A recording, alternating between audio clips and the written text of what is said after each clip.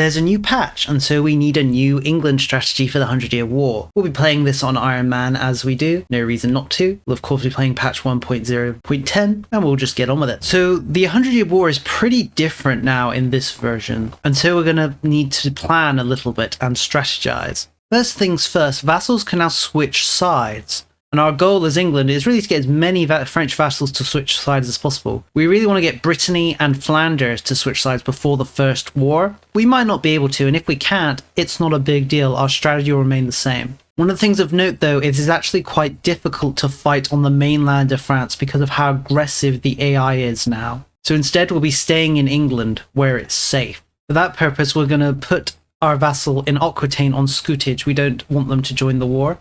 We're also going to start building a spy network in France. We're going to hand out our usual advances. We're also going to max our diplomatic spending. This is pretty important to make sure to do this. Because vassals can flip, that includes our vassals, as well as the French ones. So ensuring that our diplomatic spending is maxed is a good way of stopping our vassals from defecting. The French also know this and will also usually max their diplomatic spending. We are going to be running a deficit of income for a little bit, but once we get our legitimacy up to max, the costs of the court will come down and we should be running a profit. Alright, the 100-Year War has now started. Before we do absolutely anything, let's talk about how this works. So, in order for a vassal to defect, they must be within France, which is important because that means your Welsh, Irish vassals, they can't defect to the French, so we don't need to worry about them necessarily. In order to defect, they must have their liberty desire below 50%, and they must have their loyalty below 50%, and they must not be at war. So if we're at war with any of these French vassals, or if they're at war with someone else, they can't defect to us. We also have these new buttons here that we can use to try and influence them. We can influence French vassals for a few ducats. This will decrease their loyalty by a decaying 10. The way defection works is, once they have passed the checks, the lower their loyalty, the higher chance they'll defect. Also, in the case of England, the closer our border is to them, the higher the chance they'll defect. That being, if our border is really far away, it's almost impossible to get them to defect. That's one of the reasons why we're keeping a hold of these locations here, because they're not very useful, but just by having them, we decrease the distance between us and some of the French vassals, which increases their chance of defection. Before the first war starts, what we're going to try and do is get both Flanders and Brittany to defect. It's not really guaranteed, but we'll do our best. So first of all, we're going to influence Flanders and see how they react to that. Flanders accepted the influencing. We can see here they now have this diplomatic be betrayed modifier, which decreases their loyalty. It does decay quite rapidly though. Their loyalty is now at 22. And there we go, the event for them to defect just happened. Our plans are coming along nicely. Flanders is now a vassal. The first thing we're going to do is put them on scutage so they can't join a war. You'll notice that they're disloyal now, but remember, a lot of that is due to the event and it will decay. And you don't need to worry about them defecting back to the French because a vassal can only defect once every 10 years. So 10 years from now, in 1347, they could potentially defect back to the French. But by that time, the liberty desire from events should have decayed and no longer be an issue. We're now going to influence Brittany. We're now going to influence Brittany and see if we can't get them to defect. They did accept. Their loyalty has dropped down to 37. Really, it's just a case of waiting and hoping. We can't really control it. One option we also have is we can use our spy network to decrease the reputation with France with one of their vassals. That might be enough to push a vassal into defecting. We're going to decrease it with Brittany right now. Brittany's loyalty is now at 30%. Oh, and there we go. As I said, it's unreliable whether this event will trigger because of the various factors, but it looks like Brittany has defected. And there we go, we've essentially won the 100-Year War. Jokes aside, getting both Brittany and Flanders to defect like this is basically the best setup we could possibly get. We're going to put Brittany on scutage as well, because we don't really want them to join the war. Just like Flanders, they have this negative modifier from just defecting, but that will decay over time. One thing of note, though, is that you'll never get people like Normandy to defect because they're ruled by the same dynasty as the French monarchy. Vassals that are ruled by the same monarch or the same dynasty will never defect. This applies both to England and France. So for example, if we have countries ruled by Plantagenets, they'll never defect, which should be Aquitaine. But now that Brittany and Flanders are in, they will of course have their own rulers who could potentially defect. Normally France has declared war on us by this point, but for some reason in this playthrough they're not doing so. Maybe we should declare war on them just to kickstart things. So we're going to declare war on France with the Conquer the Throne Casus Belli. You'll see we're massively outnumbered by them, but that's fine. So, since we haven't called our vassals in France, our main goal is actually just going to be to sit in England and wait for the French to come across and fight us. In this version, the AI is very aggressive, so if we've carried our 50,000 or so men across, the 100,000 of French army with all their vassals will just swarm us. They will just swarm us. It's not worth it trying to get over there and trying to fight them. It really isn't. Trust me, it's just not worth it. I've tried quite a few times now to see if it's viable to move your army across and fight them, but it just isn't. Not until we've destroyed enough of them from them coming across to the point where the numbers are relatively equal. So do keep that in mind. We'll be hiding in England, essentially. Normandy's the first to start transporting his guys across. We don't really want to destroy their navies because we want them to bring guys across. So we're going to have our navy just sit things out in London while we stack wipe these guys that have come across. So here's an event where Robert, if he's still alive, gives us 25 spy network. So let me just talk about spy network, because this is kind of important. So we can decrease relationship with the vassals by using sabotage relationship. But there's also another option, this agitate for liberty option. This is incredibly broken and overpowered. So the ways this works is, for 30 spy network, we can just apply this minus 25 loyalty to Overlord to a vassal, and this is permanent. It doesn't cost anything to maintain. Once it's applied, it's just there forever until we remove it. The only problem is we can't use it while we're at war. So we're going to go to here, we're going to influence a French vassal to try and force them out of the war. We're going to try and influence Burgundy. Let's see if they accept. Unfortunately, Burgundy said no. That's not a big deal. We'll just wait a few months and try and apply it to somebody else. So here's a very annoying sequence of events. These turncoats events. So this event is almost entirely random by my checking of the files. Vassals of either France or England will just have this event trigger and they'll just peace out and leave the war. For us, it's happening here with the Pale. And then it happens again with the Welsh. As I said, the event is almost entirely random according to the files. I want to believe there's some other reason that's causing it, but I don't see anything when reading through the files, so we'll just have to accept that it's going to happen. It's one of the reasons why we're not really relying on our vassals. Right, let's look for another French vassal to try and peace out. We're going to go with Artorius here, or Artois. Unfortunately, they said no. It would have been nice to get them to leave, because they have lots of forts. So getting them on our side is kind of nice. But again, not the end of the world because if we didn't. It's time for our first parliamentary session. My recommendation is to go for a law change and get rid of the English Parliament. This is actually pretty good due to the maximum tax it gives, but the minus 33 crown power it gives is pretty devastating this early in the game. So I'd recommend switching to anything else. I personally favor the ruler, but you can switch to anything. I do kind of recommend switching back to the English Parliament at a later date once you've really got your crown power up from other sources. But for now, that minus 33 is going to put us in a bad situation, so we want to get rid of it. The French have started moving their main army across, which is exactly perfect, because when we kill them, not only will it weaken them, obviously, but it also increase the disloyalty of their vassals, because, of course, their ruler will be losing strength through losing their army. Fortunately, the French navy is actually tiny, so we're only going to get them across at this very low rate. They're not going to transfer big numbers over for us to stack wipe, unfortunately. We're going to ask Normandy to leave the war. They'll never betray their allegiance, that's fine. I didn't expect them to, but it's nice to ask, because they might. Now, we're actually going to start fighting this. We're going to try and move over to France. What we're going to do is we're actually going to call our vassals into the war that we set on Scootage. So we're going to call in Flanders. We're going to call in Brittany. and we're going to call in Aquitaine. There's a good chance they might just peace out the moment they join because of the random events. Our main goal of calling them in is the hope that they'll distract the French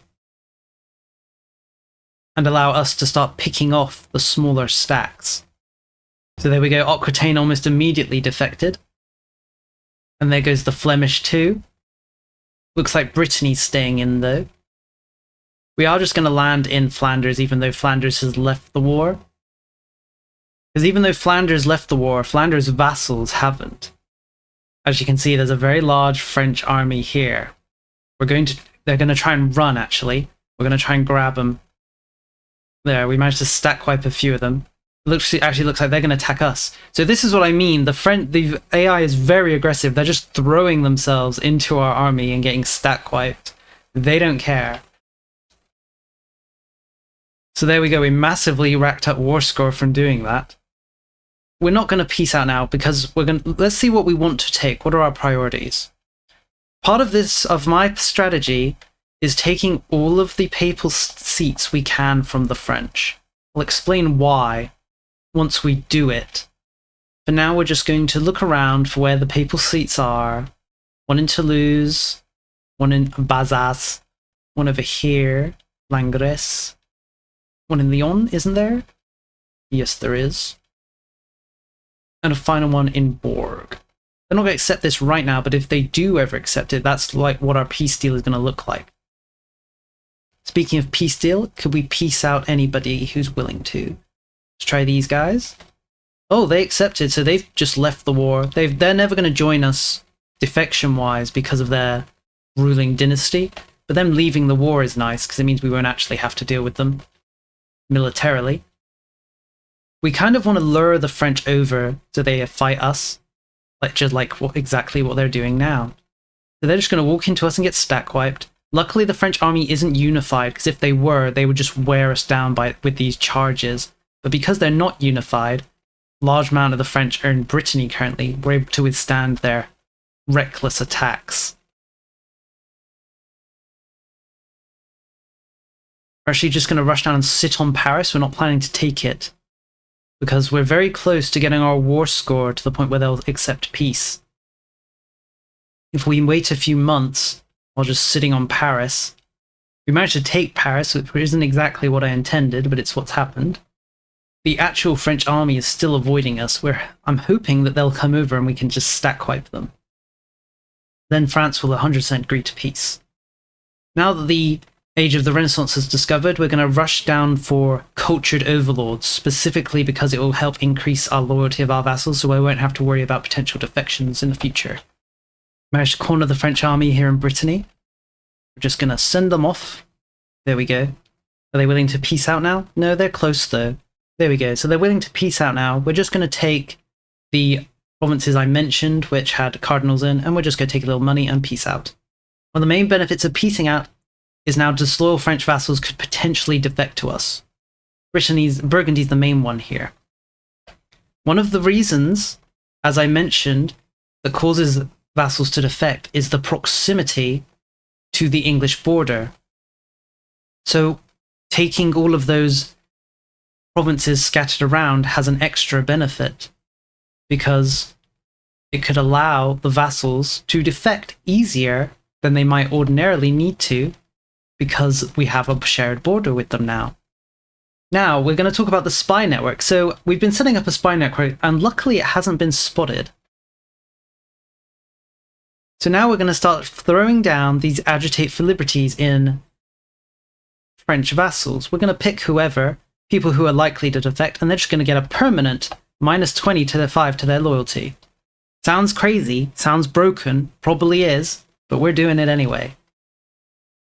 Also, now that we control a load of cardinals, if we look at the cardinal number, you'll see that France now only controls 1, and the game hasn't acknowledged that we control some yet, but it will in a little while.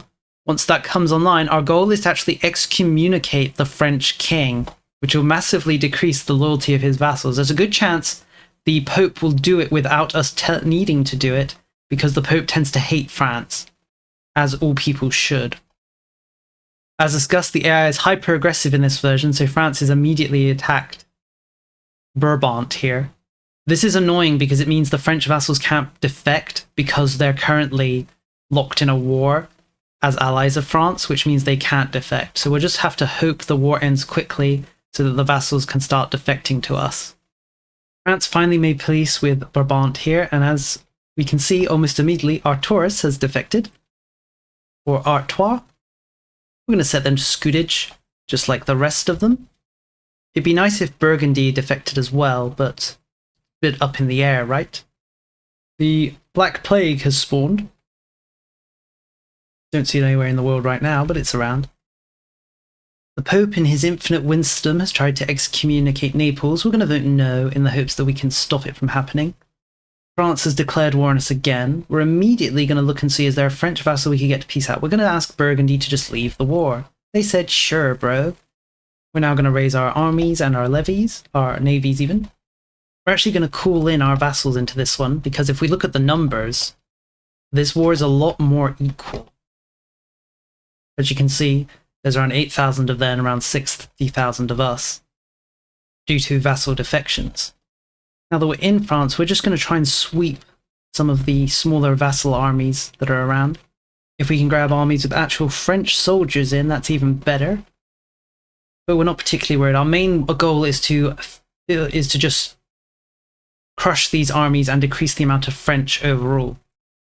One thing I forgot to mention about the Agitate for Liberty is that once the vassal switches, it actually stays. It stays on the vassal that is now our vassal. So you can't remove it. What you're gonna want to do is make sure you remove these before these vassal switches. You can remove them by simply right-clicking on the modifier here in your list of relations and clicking on the one you want to get rid of. Don't be like me and forget and then have your own vassals become disloyal. It doesn't matter that much because it's only minus 25, but still. Alrighty, so we've pretty much won this war. I did drag it on a little long because I was hoping for events that would cause vassals to quit the war, because I'm greedy like that. But let's think about what we should take. I actually think taking Paris itself is a pretty good idea, because it will massively decrease the French tax base. If we look at their tax base right now, we can see that the two largest source of taxes are the city of Troyes, which I'm almost definitely pronouncing wrong, and Paris itself.